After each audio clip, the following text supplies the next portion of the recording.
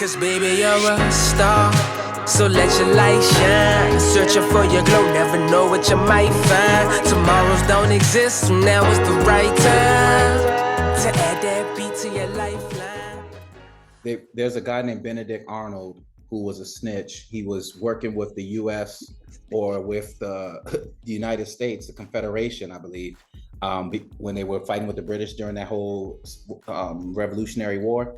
And somehow the Americans that were trying to free themselves from the British, they weren't complying with what he wanted, so he ended up going with the other squad. But he was a general of the first fort of the American battalion.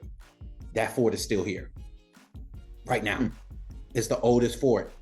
I don't know if it's a fort, because I know fort is for, I believe, Army, but it's one of the service spaces that is still operating to this day. That's called ancestor. That means blood has not shifted.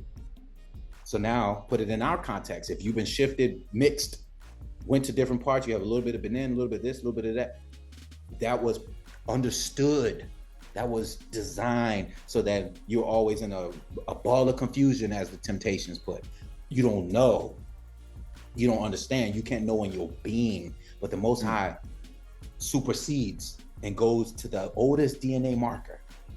And he said, I will restore the years that the cankerworm, the pomegranate, the caterpillar, the locust, and those all do different types of devouring.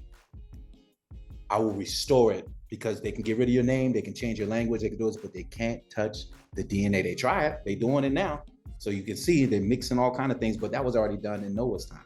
So we know what's happening, but the original marker, while the Most High is allowing us, that's why it's important. So like Cole said, you may not be able to get it that far in, but there's ways to get there. Sometimes it's in the phenotype. Well, sometimes things that you love, you eat, you learn, and you're talking like, oh, the California gold or Carolina gold was rice. Oh, wow, the rice was from Ghana, so that's why they shipped them to the South. Same thing with the Bissell people. They are ground nuts. Washington Carver, Atlanta, peanuts. Mm-hmm. The Bissell people they put this as a royal, this chain right here. Let me see if I can pull this up real quick. Look at this chain. Yeah. Peanuts, yeah. And made it into all kind of things. So we are connected to the land, as you said in the earlier podcast. Whatever you are meant to do, you're going to end up doing it anyway. And they understand that. And we need to understand that as well. So yeah, man, this is an exciting time. There's a lot going on. We will be taking our DNA or our DNA discovery tours, BTE global tours, where we're going to be going through the Holy Land, revisiting some of the biblical sites that has only been taught from one perspective, but we're going to literally look at the scriptures and then go to these locations. We're finding more and more locations on the continent, and it's beginning to make more sense, because this is the years of the return of Most High, is opening up the ways. He's giving revelation again. He's answering us again. So we want to pull in and worship him and get back to connection, get back to family, get back to ourselves. And then all these things, he says, seek first the kingdom and righteousness, meaning the right way I created from the beginning. And then everything's just going to begin to fall into place. Creation going to work with you. Don't worry about what they got. Like he said, don't worry about have no fear for atomic energy, because none of them can stop the time. Don't be afraid of that. That's just mismanagement of natural resource, because we've allowed that to happen. That type of sick mentality got to a point where it evolved, where the fallen could come in and teach them how to destroy their own habitation. That would be what we call insane, or the scripture would call in the book of Romans, the book of Rome, or the book of Romans, as a debased mind. When you do certain things, he said, I'll give you over to a debased mind. So we got a reprobate mind. So we have to really understand what's happening and get in the right alignment as this Most High is making this shift. And as he did when he was bringing them out of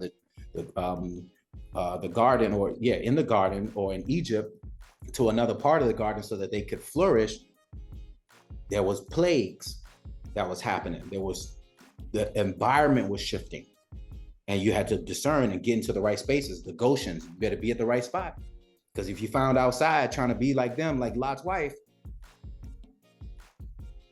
Look back.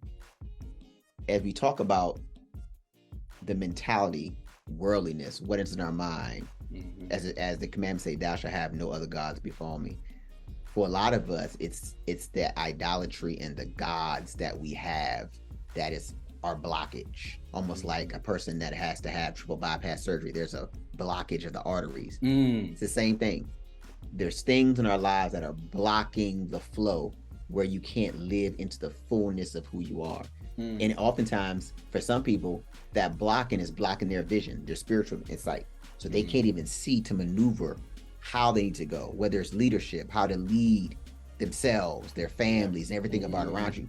And until you do that deep dive, have that surgery, you know, what was that band Joshua Generation? You need a blood transfusion. Like literally, you got to get a reset. And until you do that, because there's a lot of dysfunction and there's a lot of things we've allowed into our spirit, into our bodies and our beings that got to get flushed. Yes, so that's a challenge for everybody. Everybody, just like when we were in church, right before communion, the scriptures in Corinthians said, let every man examine himself. We got to do this on a daily basis. We need to examine ourselves so we can understand and be in alignment. Take time to meditate, take time to pray, just a quiet time, because you can look around you and really understand and see that you didn't create yourself. There's a bigger, a higher power that's much stronger and more powerful than any human being on the planet. You really got to understand that. He has to show you. Nature shows you that. Yeah, it's true. You're not in control of anything. Yeah. These little calamities in which we call that people going crazy, lose their mind, that is nothing. You saw what happened in Maui? You saw what happened in Maui? The fires, I heard about that. People's running into the oceans, running from the fire, burning up everything by wind and fire, earth, wind, and fire. That's what they was trying to say, but the mamas thought, oh, they just on LSD. Nah, them mamas knew the elements. Those are the real kingdom. That's the kingdom of the Most High. That's above all these human-made things. And you see just that natural element. Do you see how there's nothing you can do? There's not a fire truck. There's not enough water for you to quench that fire. Why do we think we're all powerful? We in control. We got to get that out of our head. Like, we have to turn from that mindset. We got to understand to rely. You got to understand the Most High is in control. You will be flushed out. And the only grace that we have is that in Genesis it says what? In the beginning, God created. We haven't got to the point where it says in the end, God stopped. He hadn't stopped anything. So life will always, we will continue to flow. So that's the grace that you always have an opportunity. Thank you. And that's the saving grace that every morning, every time your heart pumps, your blood is flowing, you have another opportunity to live life till its fullest. Take advantage of it. Yes, sir. Because the book is not closed yet. Yes, sir. For sure. Why I'm always questioning the big man, and why I take his way of teaching personal.